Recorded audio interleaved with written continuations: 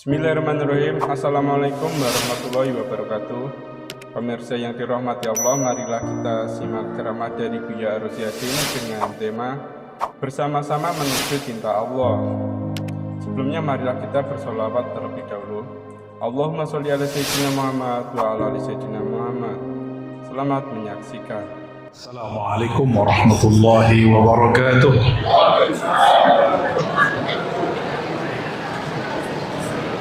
نبتدئ بسم الله الرحمن الرحيم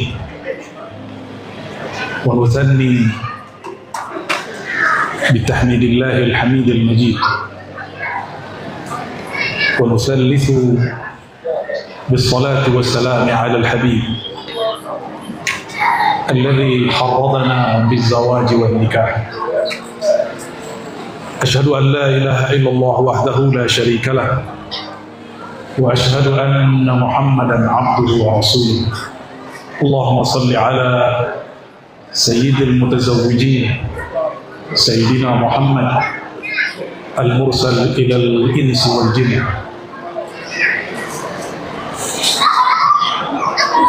Amma ba'du, yang sama-sama kita cintai, hormati kedua keluarga besar mempelai. Semoga berkat pernikahan Ananda, Iqbal, dan Naila ini menjadi keluarga besar yang harmonis. Amin ya rabbal alamin. Sebelumnya saya meskipun diamanahkan memberikan nasihat pernikahan sekaligus mewakili keluarga kajian Ribat Nauraniyah yang ada di Jakarta, termasuk Palembang, Sumatera Barat, dan semuanya, mengucapkan selamat atas pernikahan ini. Barakallahu lakum wa baraka alaikum. Amin ya rabbal alamin. Puji syukur kepada Allah. Allah menyebut dirinya Rahman, menyebut dirinya Rahim, menyebut dirinya Wadud, dan nama-nama ini hanya didapat dirasakan oleh orang berkeluarga. Kalau orang tidak pernah berkeluarga, tidak pernah punya ibu bapak, tidak punya pasangan suami dan istri, tidak pernah punya anak, tidak akan merasakan nur pancaran kasih sayang Allah pada nama Rahman dan Rahim. Oleh karena itu, ini Bapak Ibu kebanyakan kan sudah nikah ya. Mohon maaf, pembicaraannya agak vulgar. Waktu ingin membangun kasih sayang dengan pasangan, maksudnya ingin bikin anak, pakai bismillah nggak? Pakai bismillah nggak? Pakai. Jangan lupa ya, kata Nabi SAW, makan, minum, termasuk bercinta. Jika tidak dimulai dengan nama Allah, maka syaitan ikut ambil bagian. Itu sebabnya orang makan nggak puas-puas, minum nggak puas-puas, termasuk melakukan hubungan sakral itu dia nggak puas. Kenapa? Zauq, rasa kasih sayang itu dicuri oleh syaitan. Oleh karena itu, inilah syariat dan hakikat yang dibawa Sayyidina Muhammad SAW untuk hubungan yang sifatnya sangat vulgar sekalipun, nama Allah tidak boleh hilang. Apalagi lagi sholat. Halo? Halo semua, kalau lagi sholat, nama Allah ingat gak? Jangankan lagi sholat, lagi tawaf, lagi umrohnya orang pergi haji umroh sekarang, lagi sedang membangun kasih sayang, bercumbu, bermesraan dengan pasangan, semua pakaian kita lepas, semua yang dari dia kita lihat, yang dari kita dia lihat, vulgar, tapi nama Allah tidak boleh lepas. Apalagi lagi kerja, apalagi lagi ibadah. Maka Sayyidina Muhammad SAW mengatakan, wa fi bud'i ahadikum sadaqah. Membangun jalinan kasih sayang, membangun kemesraan antara pasangan, itu juga ibadah, sedekah. Ananda, Iqbal sudah hafal belum doanya? Doa mau nyentuh istri? Coba ikutin ya. Bapak Ibu masih ingat gak? Saya berdiri aja dah. Halo? Ada yang ingat doa megang istri nggak? Doa mau berkasih sayang sama istri ada yang ingat? Ya ikutin ya. Bismillahi jannibna asyaitan. Itu yang paling inti. Bismillahi jannibna syaitan. Jannibna itu artinya dengan nama Allah aku mohon bantuan, jauhkan hubungan ini dari syaitan. Ini mohon maaf. Kalau laki-laki lihat perempuan seksi, perempuan lihat laki-laki tampan, otaknya ngeres nggak? Jujur, ustadz loh ya. Sama Kia ya, sama aja. Mau dia hafal 30 juz, apalagi 31 juz. Itu kalau ngeliat lawan jenis walaupun sudah menikah, otaknya ngeres. Yang ngomong Sayyidina Umar bin Khattab. Sayyidina Umar itu Bapak Ibu, dia jalan, dia lewat, kata Nabi, syaitan minggir. Berarti otak jorok itu bukan urusan syaitan, itu urusan ini. Karena di dalam ini ada dua karakter binatang. Pertama, binatang ternak sukanya kawin, makan, tidur, nongkrong. Kawin, makan, tidur, nongkrong. Ada karakter buas, sukanya bertengkar, suka menguasai wilayah, suka dituankan orang. Itu karakter kita. Namun bedanya, kalau binatang ternak hendak membangun kasih sayang, dia nggak pakai bismillah. Dia langsung nggak pakai akad. Akad pun nggak ada. Kalau tadi ini pembeda, jadi benerlah. Ini Ananda ini namanya Iqbal. Bapak Ibu tahu arti Iqbal? Iqbal itu hati yang menatap kepada ruh hembusannya Allah. Semoga namanya, ini orang tuanya ngasih nama bagus ya. Iqbal itu hati yang menatap kepada Allah. Apapun kerjaannya, apapun kesibukannya, hatinya tetap menatap kepada Allah. Itu artinya Iqbal. Lawan dari Iqbal itu idbar. Apa? Idbar. Ya, lawan dari Iqbal, idbar, bukan debar-debar. Idbar itu hatinya cenderung kepada dunia. Cenderung kepada dunia. Semoga Ananda Iqbal hatinya betul-betul menghadap hanya kepada Allah. Amin ya rabbal alamin. Kalau menatap istri pun yang ditatap kasih sayang Allah pada istri. Amin. Ya. Tadi doanya sudah hafal? Bismillahi jannibna syaitan. Coba ulangin ya. Ibu-ibu dengerin Bapak. Ayo, bismillahi jannibna syaitan. Lagi. Jannibna syaitan. Oke. Ini ada rekamannya toh? Kalau ingin punya anak, anaknya nggak diganggu syaitan, tambahin lafaznya. Wa jannibis syaitan ala ma razaqtana. Jadi kalau dilengkapi, bismillahi jannibna syaitan wa jannibis syaitan ala ma razaqtana. Ya Allah, aku memohon saat aku menyentuh pasanganku, berkasih sayang dengan pasanganku, jauhkan syaitan dariku. Terus apa lagi? Jika engkau berikan aku anak, jangan sampai anakku diganggu oleh syaitan. Apa kata Nabi SAW? Jika dia melahirkan anak, jika Ananda Naila nanti Allah kasih anak, kata Nabi nih, ini jaminan Rasulullah. La yadurruhu syaitan. Syaitan tidak akan sentuh dia. Kalaupun sentuh, tidak akan mengganggu dia. Kalaupun diganggu, la yadurruhu, tidak mendatangkan mudarat. Nah ini mohon maaf. Jadi kalau kita jahat bukan karena syaitan, tapi karena kita membiarkan syaitan menyentuh diri kita sendiri. Dan syaitan itu beda dengan jin. Syaitan itu boleh jadi manusia, boleh jadi jin, bahkan binatang.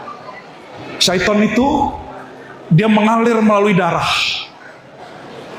Mohon maaf, Bapak Ibu, kalau darahnya nggak lancar nggak bisa bercinta kan? Ya, jadi dia masuk lewat darah. Ini kalau masih muda jangan minum obat-obat kuat ya. Sehat-sehatin badan. Sehatkan badan, olahraganya sekarang udah baru. Semoga Allah sehatkan mereka berdua. Amin ya rabbal alamin. Ya kalau ceramah pernikahan sedikit-sedikit vulgar, tapi kita masih bungkus-bungkus biar gak terlalu vulgar. Kalau Bapak Ibu ngaji di pesantren, dibuka semua. Cuma saya nggak berani buka begitu karena ini bukan pesantren, ini pesta pernikahan. Karena mungkin Ananda berdua tidak pernah nyantri, inti pengajian pesantren itulah barusan. Ya, jadi nanti jangan gedebuk. Itu binatang ternak. Mohon maaf. Pernah lihat kuda? Kuda lagi nafsu, pernah lihat gak? Kuda kalau jantan ketemu betina, langsung ngapain? Langsung selesai. meletus Gunung Merapi. Kenapa? Karena kuda kuat, tapi dia tidak berzikir. Nah, ini rahasia zikir kolbu. Nanti belajar ke ayahanda ya. Ini beliau ini berdua, Bu Septi, Pak Dika. Saya nggak tahu ayahanda Iqbal dan Ibunda sudah belajar zikir yang begini atau belum. Semoga sudah juga. Ada namanya zikir kolbu. Jadi zikir yang sebenarnya itu di kolbu. Mau badannya kemana, mau pikirannya kemana, kolbunya tetap menatap Allah. Apa kata Nabi? Orang beriman karena kolbunya berzikir, lain dengan kuda. Kuda ketemu betina, langsung Gunung Merapi meletus. Karena dia tidak sanggup menahan gejolaknya. Sedangkan seorang mukmin karena dia sibuk kepada Allah, syaitan tidak mengganggu, jiwa kebinatangan yang tidak menguasai, yang muncul nurullah dalam dirinya, nur nama Allah, sehingga diberi kekuatan 10 kali orang biasa. Ini orang mukmin. Orang beriman diberi berapa kali kekuatan? 10 kali lipat orang biasa. Kalau Nabi dikasih 40, di hadis yang lain 100. Itu sebabnya Nabi Sulaiman istrinya 400, Pak. Karena kalau kekuatannya 100, ya sebanding dengan 400, tapi itu Nabi ya. Kita nggak nyampe hak kita segitu, Pak. Nah, ini cerita-cerita kalau bab yang agak horor dikit ya. Gimana, sudah hafal? Bismillahirrahmanirrahim. Oke, wajannibi syaitan ala ma razaqtana. Ini setiap kali nyentuh pasangan yang serius, yang mengarah kepada an-nikah, berarti persatuan tubuh. Jadi bahasa Arab an-nikah itu al-wat'u, persatuan dua tubuh. Al-dhammu, nempel dua tubuh. Kalau baca bismillah cuma Rahman doang, asik nggak Bapak Ibu? Bismillahirrahmanirrahim, asik nggak? Nggak asik ya? Harus ada ar-rahim. Nah ini, perhatiin. Nama Allah Ar-Rahman. Allah tumpah ruahkan nurnya pada laki-laki. Nama Allah Ar-Rahim. Allah amanahkan nurnya kepada perempuan. Makanya kami ini nggak punya rahim. Jadi kalau ada laki-laki mengatakan, aku adalah perempuan yang terjebak pada tubuh laki-laki, dia nggak mengerti rahasia nama Allah. Dia nggak ngerti rahasia ruh, bahwa ruh itu tidak laki, tidak perempuan. Jadi yang saudaraku yang mengalami merasa beda sendiri, coba belajar ilmu ruh, nanti akan sembuh kecenderungannya itu, insya Allah. Itu yang pertama ya, Ananda ya. Yang pertama. Yang kedua, kalau yang kedua kita bedah ayat sedikit, waktu saya pendek. Ayat yang pasti sering dibaca setiap orang khutbah nikah. Wa min ayatihi. Di antara ayat-ayat tanda Allah itu betul-betul wujud ada, tidak jauh dari kita. Bahwa dia menjadikan dari diri kamu azwaja, pasangan. Maksudnya, kita ini punya pasangan bukan dari hewan, bukan dari jin, bukan dari malaikat, tapi dari jenis kita masing. Sesama manusia. Walaupun ada bab fikih nikah sama jin boleh apa enggak, itu ada yang bahas. Tapi pasti nggak seru ya. Dia nggak punya tubuh begini, nggak seru. Untuk apa disebutkan litaskunu ilaiha? Agar kamu mendapatkan rasa sakinah. Sakinah itu betah. Agar kamu betah kepadanya, tentram, tenang kepadanya. Maka coba lihat Bapak Ibu ini yang sebelum menikah pasti suka nongkrong di kafe. Nongkrong di kafe, tepi jalan. Tapi kalau sudah nikah, suka nongkrongnya di rumah. Kalaupun keluar, dia pasti ajak istrinya. Itu litaskunu ilaiha. Ternyata sakinah itu, kata Imam Najmuddin Kubra, itu salah satu nama malaikat yang Allah turunkan saat orang akad nikah. Jadi tadi akad nikah jam berapa? 8, lebih dikit. Itu Allah turunkan di sini malaikat, namanya malaikat as-sakinah. Semoga malaikat itu tidak pernah pergi dari rumah tangga Ananda berdua. Amin ya rabbal alamin. Ya. Jadi kalau Bapak Ibu ini nggak betah di rumah, jangan-jangan malaikat sakinahnya sudah pergi. Gimana caranya? Undang lagi, bangun lagi kasih sayang. Dan perhatikan di pertengahan ayat, wa ja'ala bainakum mawaddatan wa rahmah. Allah kemudian jadikan antara kamu yang menikah dua sifat Allah titipkan di kolbu. Sifat Allah bukan makhluk, maka sifat ini hanya dipancarkan, tidak dicipta. Apa itu? Mawaddah, rahmah. Apa arti mawaddah? Mawaddah itu kesatuan rasa, yang kamu rasa, aku rasa. Maka orang awal Arab mengatakan, ana man ahwa ana. Jika kamu berkehendak, aku berkehendak. Jika aku mau, engkau pun mau. Kita satu, tapi beda badan. Kita satu, tapi beda badan. Semoga pernikahannya sampai kepada mawaddah. Amin. Amin ya rabbal alamin. Jadi merasakan apa yang dirasakan pasangan.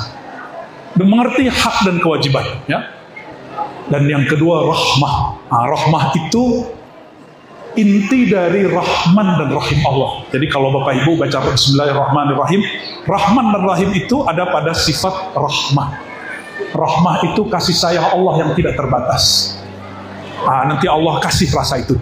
Oleh karenanya bagi para jomblo, kalau ingin merasakan sifat-sifat Allahnya sempurna, segera menikah. Kata Imam Ahmad bin Hanbal, murid Imam Syafi'i, seandainya aku dikasih tahu umurku 10 hari lagi, sedangkan istriku tidak ada, istriku meninggal atau cerai, aku akan menikah lagi karena malu jumpa Allah, tapi tidak bawa sifat Rahman, sifat Rahim, mawaddah dan rahmah. Malu jomblo. Jadi Imam Ahmad bin Hanbal itu malu tidak nikah kepada Allah, bukan kepada makhluk, bukan karena kata orang. Kata orang, aku kalau nggak nikah gimana? Bukan. Ya. Dan di ujung ayat ini penutup. Ya, jadi menikah itu ternyata untuk orang waras, bukan untuk orang nggak waras. Inna fi dzalika laayatin liqaumin yatafakkarun. Keberadaan Allah itu baru dapat ditangkap rasanya. Ayat-ayat Allah itu baru terasa bagi orang yang yatafakkarun. Yatafakkarun itu orang yang mengaktifkan akal murninya. Jadi kalau nikah wajib pakai akal sehat. Itu yang membuat, kenapa, mohon maaf, hak talak ada pada suami, bukan pada istri. Karena perempuan ini sifat mawadahnya sangat kuat, baperannya tinggi. Kalau lagi kesel, cerain aku, gitu ya. Benar nggak? Tapi kalau laki-laki, dia punya akal. Akal itu bahasa Arab, artinya iqal. Syai' yaqilu wa yuqayyid. Sesuatu yang mengikat. Itu yang bikin bapak-bapak ini nggak gampang mengatakan, gue cerain dong. Jadi mohon maaf nih kalau ada bapak-bapak suka bilang cerai, itu jangan-jangan banci itu ya.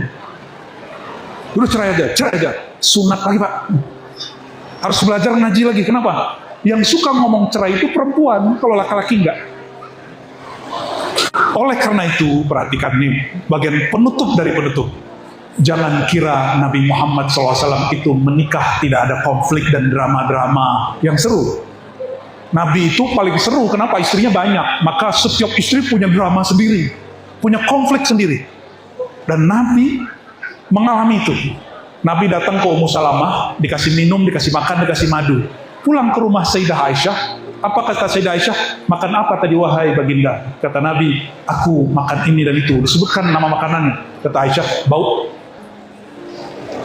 Maksudnya nggak bau? Dia nggak suka. Coba perhatiin, istri Nabi dijamin masuk sorga. Itu masih konflik antar sesama istri. Dan Nabi ngadepin orang-orang begitu. Nabi juga pernah nggak enakan hati dengan anaknya Sayyidina Umar, yaitu Hafsah. Ada satu kejadian yang kalau diceritain panjang kita ringkas. Akhirnya Nabi melakukan ila. Ila itu bersumpah untuk tidak mendatangi rumah istrinya satupun. Nabi pernah konflik. Sayyidina Ali konflik dengan Fatimah, akhirnya tidur di masjid. Itu masjid dulu nggak ada begini, nggak pakai apa namanya nih? Ya, ubin apa marmer apa itu nggak. Dulu masih pasir. Maka ketika pagi-pagi sebelum subuh, Nabi masuk masjid dilihat Ali masih tidur. Itu Nabi candain pakai ambil pasir begini, Abu Turab, bapak tanah. Jadi mukanya udah kebanyakan bedak, tapi bedaknya bedak pasir. Sayyidina Ali pernah konflik dengan perempuan paling mengenal Allah di alam semesta, yaitu Sayyidah Fatimah. Sayyidah Aisyah orang paling alim, perempuan paling alim di alam semesta, konflik dengan Ummu Salamah. Itu biasa. Jadi nanti kalau Ananda konflik, daripada ngomong nggak benar, tinggalkan sebentar, habis itu balik lagi. Ya, seperti Sayyidina Ali meninggalkan Sayyidina Nabi SAW, Nabi Muhammad pun berjarak dengan istrinya sebentar, lalu balik lagi. Kalau sudah berjarak sebentar, nanti kan rindu. Rasa rindu itu nanti muncul lagi. Jadi Ananda Naila, nggak semua kegiatan suami harus diikuti. Supaya apa? Supaya nanti ada rasa kerinduan. Dan nanti kalau keluar kota, jangan ikut selalu. Kadang ikut, kadang enggak. Ya, jangan semua suami mau nongkrong, jangan semuanya ikut. Supaya suami nanti kangen mau pulang. Gitu ya. Oleh karena itu Bapak Ibu, jika selevel Nabi Muhammad SAW, selevel sahabat Nabi, masih ada drama-drama rumah tangga, maka orang beragama, orang yang nikah secara agama, jika terjadi konflik jangan putus asa. Pakai akal sehat, selalu bertafakur. Tafakur itu butuh ketenangan, bukan dengan cara menonton, jangan curhat ke orang lain. Ini terakhir juga, jangan curhat ke cowok lain. Oke? Istri jangan curhat kecuali ke suaminya. Hatta jangan curhat kepada orang tua dan mertua. Jangan bawa masalah rumah tangga kita ke orang tua. Jangan marah Pak ya. Ya Bunda Septi ya. Anak kalau dia ngadu bilang, selesaiin berdua. Jadi kalau Ananda nanti keluar dari pintu rumah, keluar dari kamar, tidak lagi menceritakan suami, pasangan kepada siapapun. Usahakan itu terjadi. Insya Allah bertahan. Insya Allah. Kapan rumah tangga mulai tidak bertahan? Jika salah satu pasangan sudah mulai curhat nyaman kepada selain pasangannya. Semoga Allah Ta'ala memberkahi keduanya. Ya, kata Nabi, barakallahu alaikum wa barakatuh.